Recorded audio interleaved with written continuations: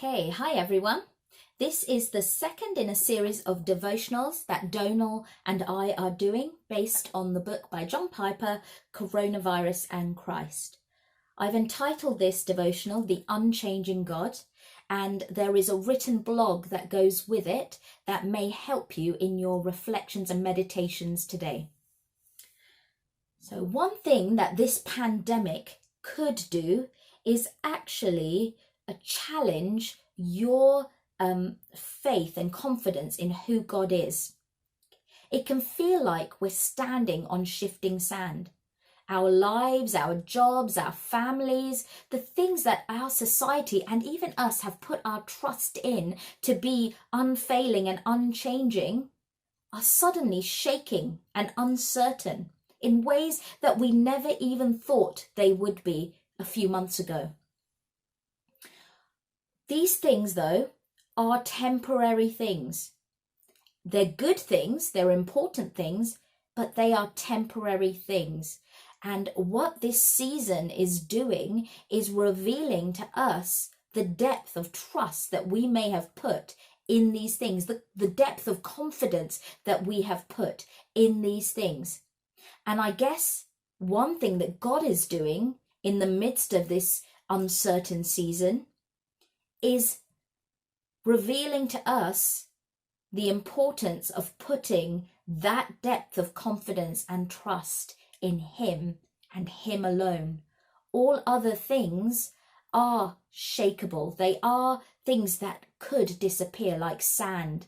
But God is the rock, and He is worth us putting all our hope, trust, and confidence in.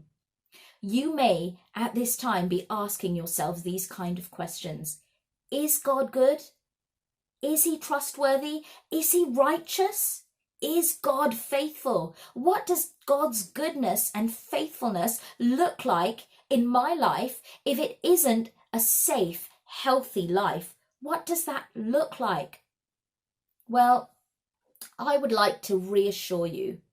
The truth is, in the midst of this season, in the midst of this pandemic, our God has not changed. He is still the rock. He is still the great I am. He is still Alpha and Omega. He was and is to come.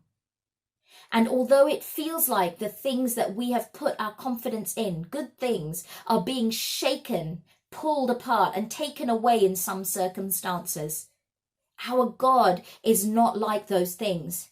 He is firm. He is trustworthy. Who he is has not and does not change. He is the unchangeable God, or the unchanging God. His goodness does not change in the midst of this.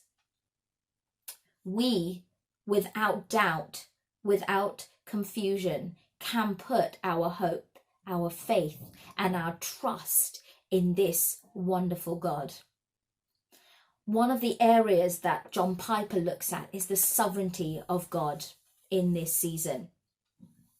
God is all governing. He is all wise. He is sovereign over the coronavirus. On one hand, this is great news. Why? Because we can know sweetness in the midst of this bitter season. Our God is over all things. Our God is over the coronavirus. If He wanted it, it could stop now.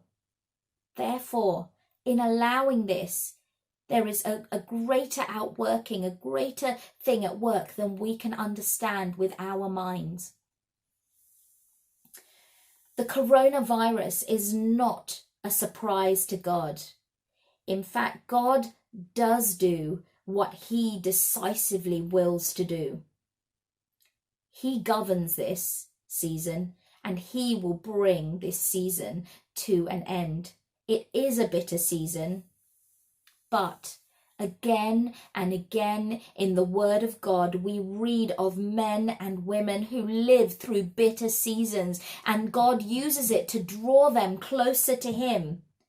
He uses all things for the good of those who love Him. Can we trust that? Yes, we can.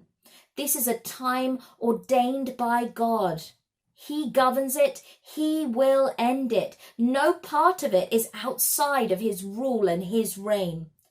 Life and death are not a game of chance. They are in his hands. Job didn't sin with his lips in Job 1:22 when he said, "Naked I came from my mother's womb, and naked shall I return. The Lord gave, and the Lord has taken away. Blessed be the name of the Lord." The Lord gave, and the Lord has taken away. The Lord took 10 of Job's children, and yet Job, in the midst of despair, in the midst of great pain, is able to say, "Blessed be your name, Lord. Blessed be your name." He knows that his God is a good God. He knows that his God is a faithful God. Blessed be your name, Yahweh. In the presence of God, no one has a right to life. Every breath is a gift of grace from the loving Father. Every heartbeat undeserved. Life and death are ultimately in the hands of God. The coronavirus doesn't decide. It is ultimately in God's hands. Therefore, as we think of our life through this season, or any season where we feel like our lives are being threatened or things are being shaken, be reassured and know peace, because our future is not determined by the seasons and the diseases or the threats that we face.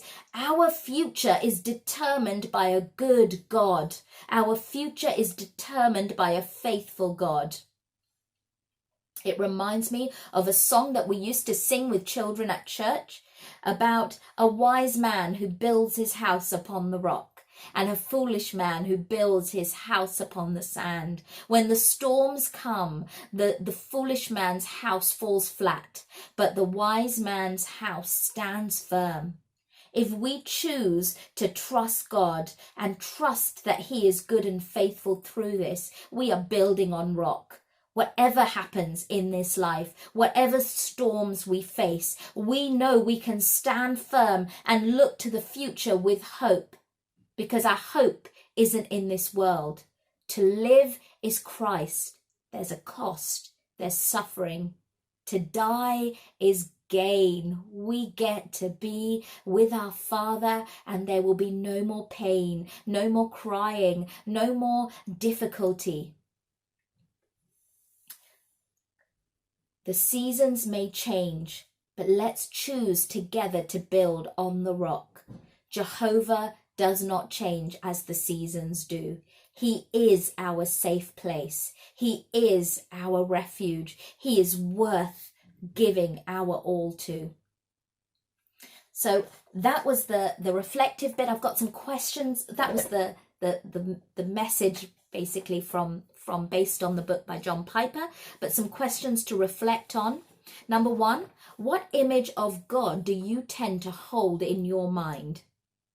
Number 2, when you picture God as the rock, what does this mean to you personally? And number 3, think back to a time when you experienced God as a place of refuge and safety. Why? Because when we remember what God has done in the past, we know that he can do it again. And so let me leave you today as you go through your day to be praying. Pray for yourself. Pray for those around you who may be feeling like everything is being shaken in this season. Pray that they may know that God is a rock worth building our lives on.